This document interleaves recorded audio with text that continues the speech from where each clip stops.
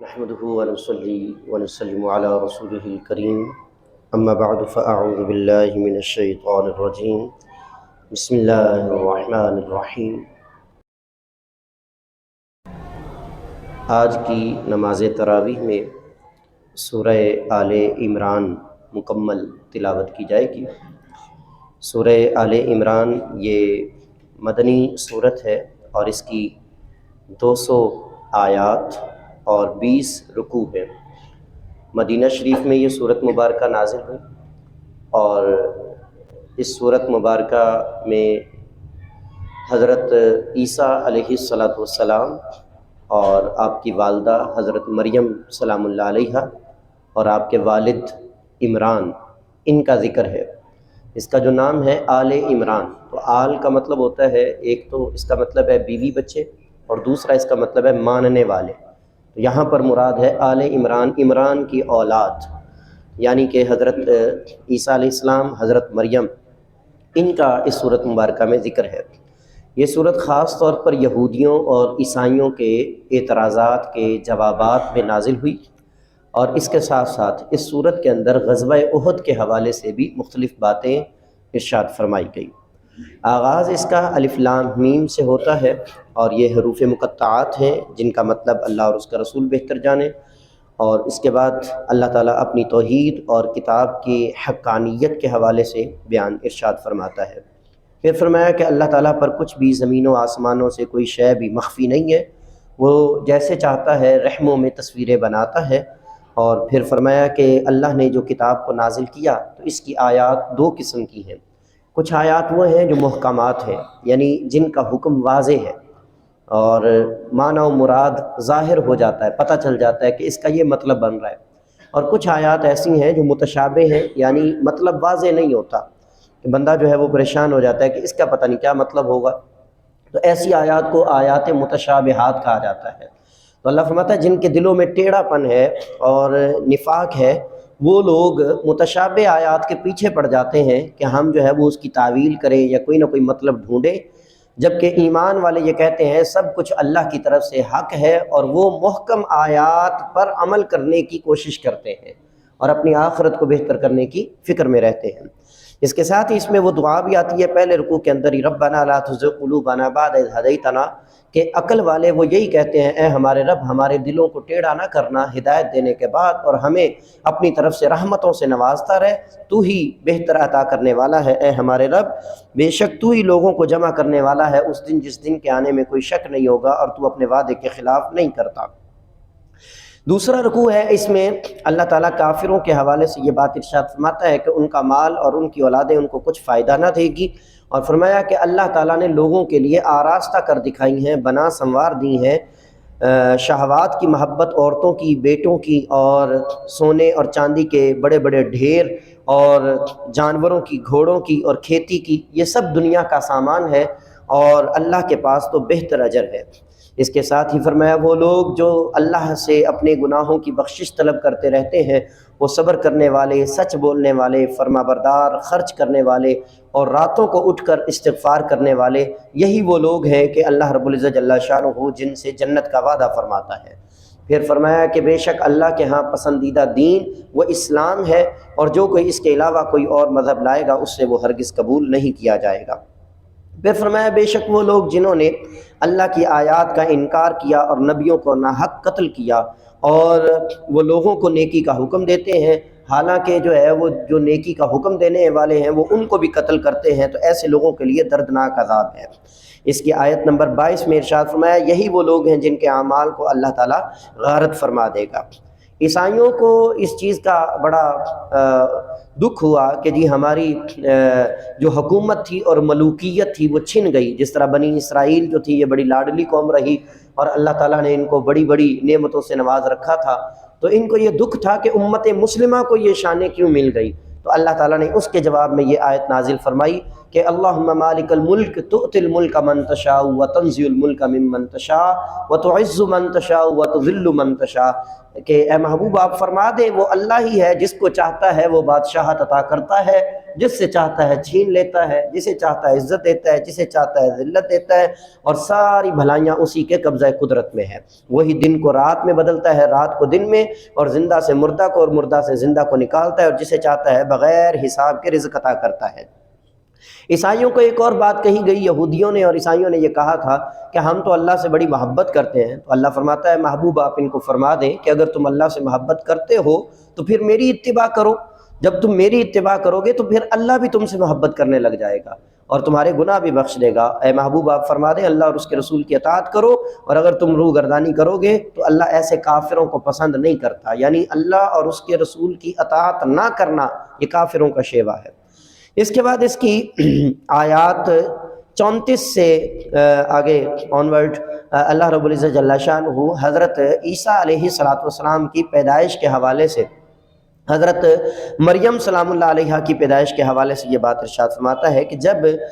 عمران کی بیوی نے نظر مانی کہ جو میرے پیٹ میں ہے اس کو میں تیرے سپرد کروں گی، ان کو یہ لگتا تھا کہ میرے ہاں بیٹا پیدا ہوگا اور اس کو میں خانہ کعبہ کا متولی بنا دوں گی، ادھر وقف کر دوں گی، خدمت پر معمور ہوگا، اور جب بیٹی پیدا ہوئی تو کہنے لگی کہ میں تو اس کا نام مریم رکھتی ہوں اور کوئی لڑکا اس جیسا نہیں ہوگا، اور اللہ تو خوب جانتا ہے کہ میں نے کیا جنا ہے اور تو اس کو قبول کر لے۔ حضرت زکریا علیہ السلام جو ان کے ماموں لگتے ہیں انہوں نے اس کی پرورش کی، اور انہوں نے اپنی نظر کو پورا کرتے ہوئے جو ہے وہ حضرت مریم سلام اللہ علیہا کو خانہ کعبہ چھوڑ آئی، اور وہاں حضرت زکریا علیہ السلام کی کفالت میں یہ رہی۔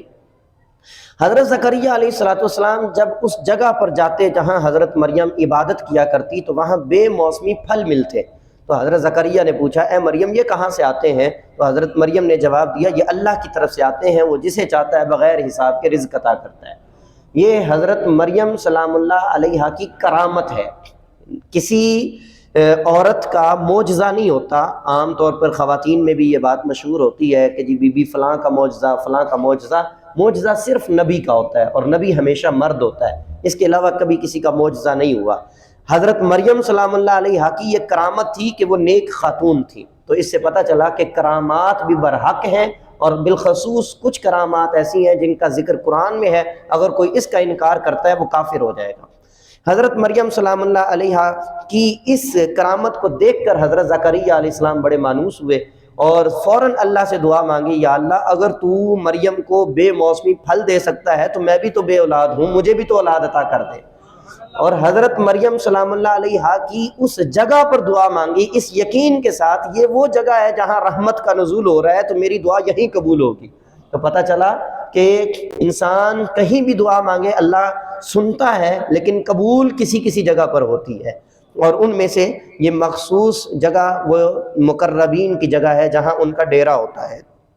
اللہ تعالیٰ نے حضرت زکریا کی دعا کو قبول کیا اور حضرت یحییٰ علیہ السلام کی بشارت دی، اور پھر حضرت مریم سلام اللہ علیہا کو یہ کہا گیا کہ آپ کو بھی خوشخبری ہو، آپ کے ہاں بیٹا پیدا ہونے والا ہے جس کا نام مسیح ابن عیسیٰ ابن مریم ہوگا۔ انہوں نے کہا کہ یہ کیسے، مجھے تو کسی بشر نے چھوا تک نہیں۔ تو اللہ نے فرمایا اللہ جب کسی شے کا ارادہ کرتا ہے وہ کہتا ہے کن ہو جا تو سب کچھ ہو جاتا ہے۔ تو وہ خواتین یا وہ حضرات جن کے ہاں اولاد نہ ہوتی ہو تو حضرت زکریا علیہ السلام کی ان دعاؤں کو اور حضرت مریم سلام اللہ علیہا کی ان آیات کو اپنا وظیفہ بنا لیں، اور اس یقین کے ساتھ دعا مانگیں کہ اللہ تعالیٰ مریم کو بھی بغیر شوہر کے اولاد دینے والا ہے، اور حضرت زکریا کو بڑھاپے میں اولاد دینے والا ہے، اور حضرت ابراہیم علیہ السلام کو بڑھاپے میں بیٹا دینے والا ہے، تو وہ رب مجھے بھی کچھ نہ کچھ عطا کر ہی دے گا۔ تو اللہ تعالیٰ دعائیں قبول فرما لیتا ہے۔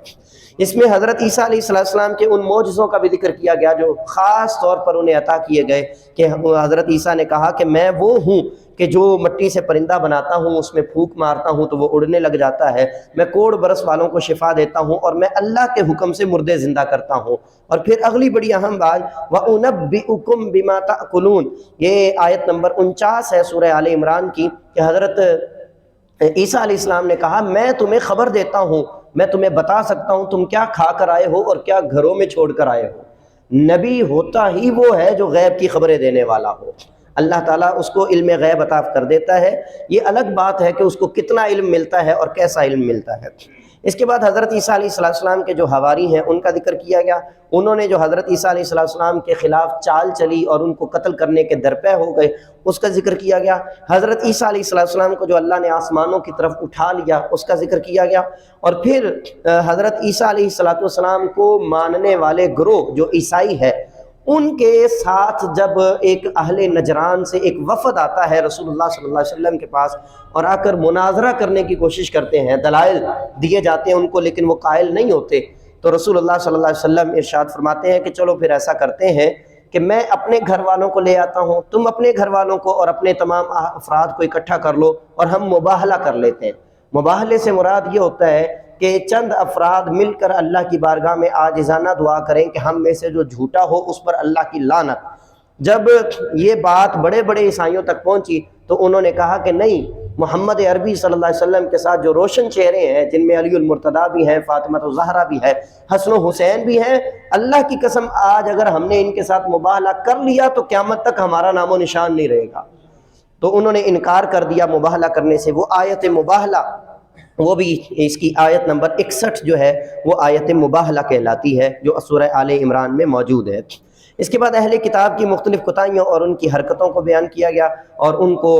تنبیہ کی گئی کہ تم ایسی حرکتیں کیوں کرتے ہو، اور ساتھ ہی اللہ تعالیٰ نے نبی علیہ السلام کی بعثت کے حوالے سے یہ بات ارشاد فرمائی کہ اس وقت کو یاد کرو جب اللہ نے سارے نبیوں کو جمع کیا، عالم ارواح میں جمع کر کے ان کو کہا تھا کہ بھئی میں ایک نبی بھیجنے والا ہوں، تم سب اس کی تصدیق کرو گے، اس پر ایمان لاؤ گے، اس کی مدد کرو گے۔ سب نے کہا ہم اقرار کرتے ہیں، ہم اس کا ساتھ دیں گے۔ اللہ نے فرمایا تم بھی گواہ ہو جاؤ، میں بھی گواہ ہو جاتا ہوں۔ اللہ فرماتا ہے اس کے بعد انہی نبیوں کو ماننے والوں نے اس نبی کا انکار کیا اور روگردانی کی، بس ایسے ہی اللہ کے عذاب کا مستحق ہوں گے۔ پھر فرمایا جو کوئی اللہ کے علاوہ کوئی اور، اسلام کے علاوہ کوئی اور دین لائے گا وہ اس سے ہرگز قبول نہیں کیا جائے گا۔ کافروں کی مذمت میں اللہ تعالیٰ نے تیسرے پارے کے آخری رکوع میں یہ باتیں ارشاد فرمائی کہ وہ لوگ جو کافر ہیں ایمان لانے کے بعد اپنے کفر میں بڑھتے چلے گئے، اللہ ان کی توبہ قبول نہیں کرے گا۔ اور اگر کافر کوئی راہ خدا میں خرچ کرتا جائے یا رفاع عامہ کے مختلف کام کرے تو اس کی مذمت میں آخری آیت یہ بیان فرمائی کہ وہ لوگ جو کافر ہیں اور کفر کی حالت میں مر گئے، اللہ ان کا زمین برابر بھی کیا ہوا سونا خرچ اپنی بارگاہ میں قبول نہیں کرے گا، کیونکہ ان کے پاس کفر ہی ہے، ایمان کی دولت نہیں ہے۔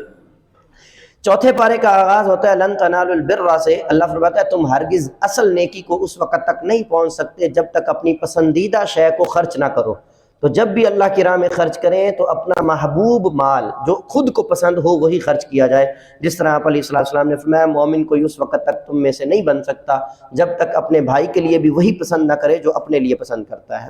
اس کے بعد بیت اللہ کی تعمیر کے حوالے سے ارشاد فرمایا، اس کی فضیلت کو بیان فرمایا، مقام ابراہیم کا ذکر کیا، اہل کتاب کی کوتاہیوں کا ذکر کیا، اور پھر فرمایا وَاعْتَصِمُوا بِحَبْلِ اللَّهِ جَمِيعًا وَلَا تَفَرَّقُوا۔ آیت نمبر 103 ہے۔ اللہ فرماتا ہے اللہ کی رسی کو مضبوطی سے تھام لو اور آپس میں پھوٹ نہ ڈالو، فرقے فرقے نہ بنا لو۔ اللہ کی رسی سے مراد کیا ہے؟ اس سے مراد قرآن مجید ہے۔ قرآن کو تھام لینا مطلب یہ نہیں کہ اس کو مضبوطی سے پکڑ لینا، مراد یہ ہے کہ اس کی تعلیمات اور احکامات کے مطابق چلنے کی کوشش کرنا۔ پھر فرمایا اس نعمت کو یاد کرو کہ جس کے آنے سے پہلے تم دشمن تھے اور اس نے آ کر تمہیں آپس میں بھائی بھائی بنا دیا، یعنی رسول اللہ صلی اللہ علیہ وسلم کی نعمت کی طرف اشارہ ہو رہا ہے۔ پھر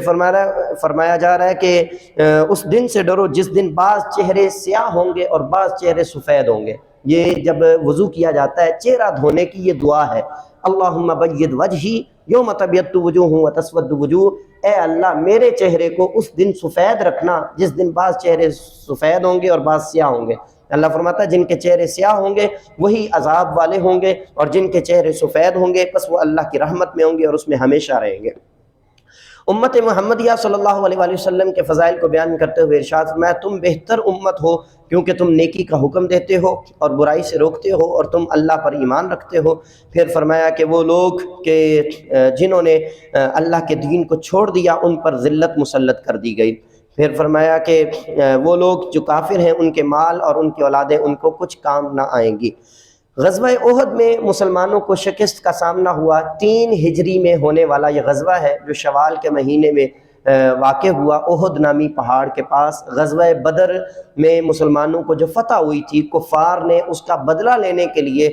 دوبارہ مدینے پر حملہ کرنے کی جو پلاننگ کی، اس کے نتیجے میں یہ غزوہ احد پیش آیا۔ اور اس غزوے میں رسول اللہ صلی اللہ علیہ وسلم نے حضرت عبداللہ بن جبیر رضی اللہ تعالیٰ عنہ کی قیادت میں 50 تیر اندازوں کا دستہ مقرر فرما رکھا تھا کہ تم نے اس جگہ سے نہیں ہٹنا اور کچھ بھی ہو جائے اس جگہ کو نہیں چھوڑنا۔ لیکن انہیں یہ لگا کہ ہم جنگ جیت گئے ہیں اور انہوں نے اس جگہ کو چھوڑ دیا، جس کی وجہ سے مسلمانوں کو شکست کا سامنا کرنا پڑا۔ نہ صرف شکست بلکہ بہت زیادہ نقصان ہوا مسلمانوں کا، مالی بھی اور جانی بھی۔ اور اس غزوے میں یہ افواہ پھیلا دی گئی تھی کہ نعوذ باللہ رسول اللہ صلی اللہ علیہ وسلم شہید کر دیے گئے، اور یہ غزوہ احد ہی وہ غزوہ ہے جس غزوے میں رسول اللہ صلی اللہ علیہ وسلم کے مبارک دانت بھی شہید کر دیے گئے، آپ صلی اللہ علیہ وسلم بھی زخمی ہوئے تھے۔ تو مسلمانوں نے ہمت ہار دی کہ جب نبی نہیں رہے تو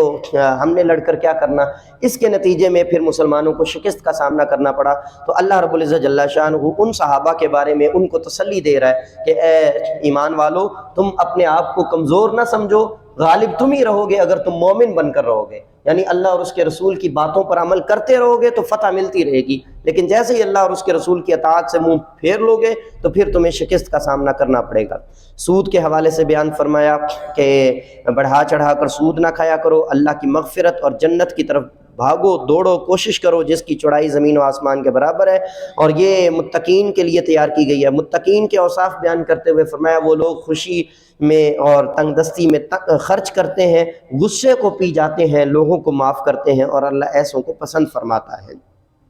اس میں محمد الا رسول کے الفاظ بھی آتے ہیں کہ محمد صلی اللہ علیہ وسلم تو اللہ کے رسول ہیں۔ پورے قرآن میں 4 مرتبہ لفظ محمد آیا ہے، ان میں سے آج یہ چوتھے پارے کی تلاوت بھی کی جائے گی۔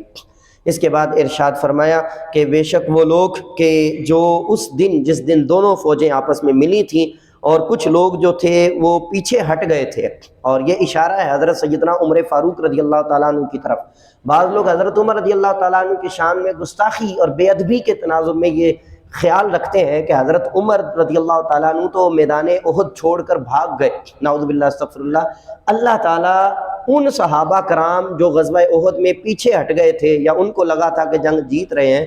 تو اللہ تعالیٰ ان کی معافی کا اعلان قرآن میں بیان فرما رہا ہے کہ اللہ نے ان سب کو معاف کر دیا۔ تو جب اللہ ان کی معافی کا بیان فرما دے تو ہمیں یہ زیب ہی نہیں دیتا کہ ہم ان صحابہ کے بارے میں کوئی طعن و تشنیع والے کلمات اپنی زبان سے ادا کریں۔ اس کے بعد اللہ تعالیٰ ارشاد فرماتا ہے اللہ نے مومنوں پر احسان فرمایا، آیت نمبر ہے جی 164۔ اللہ فرماتا ہے اللہ نے مومنوں پر احسان فرمایا کہ ان میں اپنا رسول بھیجا اور وہ اللہ کی آیات کی تلاوت کرتے ہیں اور ان کا تزکیہ کرتے ہیں، کتاب و حکمت کی تعلیم دیتے ہیں۔ غزوہ احد میں جو مسلمان شہید ہو گئے صحابہ، رسول اللہ صلی اللہ علیہ وسلم کو ان کا بڑا صدمہ تھا، اور باقاعدہ رسول اللہ صلی اللہ علیہ وسلم اس کے بعد اپنی مکمل حیات میں آپ علیہ السلام ہر سال غزوہ احد کی شہدائے احد کی قبروں پر جاتے اور جا کر ان کے لیے دعائے مغفرت کرتے۔ پھر حضرت ابو بکر صدیق، پھر حضرت عمر فاروق، پھر عثمان غنی، صحابہ کا یہ معمول رہا، یعنی قبروں پر جانا، شہیدوں کی قبروں پر جانا، یہ رسول اللہ صلی اللہ علیہ وسلم کی سنت ہے۔ اللہ تعالیٰ نے ان کے بارے میں ارشاد فرمایا کہ جو اللہ کی راہ میں مارے جائیں انہیں مردہ نہ کہو بلکہ وہ زندہ ہیں، اور جو کچھ انہیں رب کی طرف سے مل رہا ہے وہ اس پر خوشیاں منا رہے ہیں۔ پھر ارشاد فرمایا کہ اللہ تعالیٰ تمہیں یہ کہتا ہے کہ اللہ کی راہ میں اپنا پاکیزہ مال خرچ کرو، اور اللہ تعالیٰ تمہیں اپنے فضل سے اور دیتا رہے گا۔ پھر یہودیوں میں سے وہ یہودی جس نے یہ طعنہ دیا تھا ابو بکر صدیق رضی اللہ تعالیٰ عنہ کو کہ اللہ تو فقیر ہے، اللہ تو صدقے مانگتا ہے، زکاتیں مانگتا ہے کہ میری راہ میں خرچ کرو، ابو بکر صدیق رضی اللہ تعالیٰ عنہ نے تھپڑ مارا اس کو۔ وہ بدلہ لینے کے لیے جب رسول اللہ صلی اللہ علیہ وسلم کے پاس آیا تو اللہ تعالیٰ نے یہ آیت نازل فرمائی کہ کسی کو نہیں پتا اس بات کا کہ اس نے یہ بات کہی تھی یا نہیں کہی تھی، کیونکہ وہ مکر گیا تھا کہ میں نے تو ایسا کوئی جملہ کہا ہی نہیں ہے کہ اللہ فقیر ہے۔ اللہ نے قرآن کی آیت نازل فرما کے فرمایا لقد سمع اللہ قول الذین قالوا ان اللہ فقیر ونحن اغنیاء۔ اللہ نے فرمایا میں یہ کہتا ہوں کہ اس بندے نے یہ بات کہی ہے۔ یہ آیت ابو بکر صدیق رضی اللہ تعالیٰ عنہ کے حق میں نازل ہوئی کہ انہوں نے جو کیا وہ صحیح کیا۔ اس سے پتہ چلا جب بھی کوئی اللہ کی شان میں، رسول کی شان میں، قرآن کی شان میں، اسلام کی شان میں، نیکوں اور پاکوں کی شان میں گستاخی کرے تو اس کا منہ بند کرنا ابو بکر صدیق کی سنت ہے۔ اگلی آیت ہے جی آخری رکوع ہے اس کا، اور اس میں اللہ رب العزت جل شانہ ارشاد فرماتا ہے زمین و آسمان کی پیدائش میں غور و فکر کرو اور وہ لوگ جو غور و فکر کرتے ہیں وہ تو رب سے مختلف دعائیں مانگتے ہیں، اور مختلف یہ قرآنی دعاؤں کو ذکر کیا گیا۔ ہر وہ آیت جو ربنا سے جس کا آغاز ہو اس کو قرآنی دعا کہا جاتا ہے۔ بڑی خوبصورت اس میں دعائیں ہیں کہ اے ہمارے رب تو نے کچھ بھی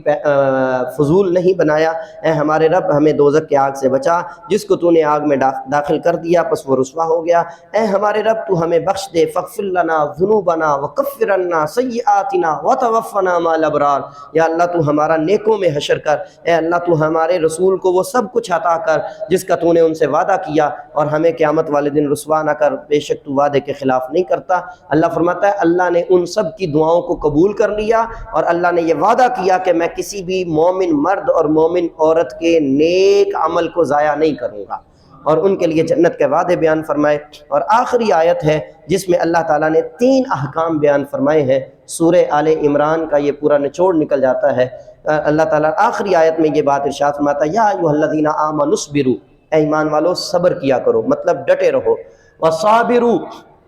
اور قائم رہا کرو جب بھی میدان جنگ میں مقابلہ ہو، ورابطوا، اور آپس میں بھی جڑے رہو، واتقوا اللہ لعلکم تفلحون، اور اللہ سے ڈرو، نافرمانی سے بچو تاکہ تم فلاح پا جاؤ۔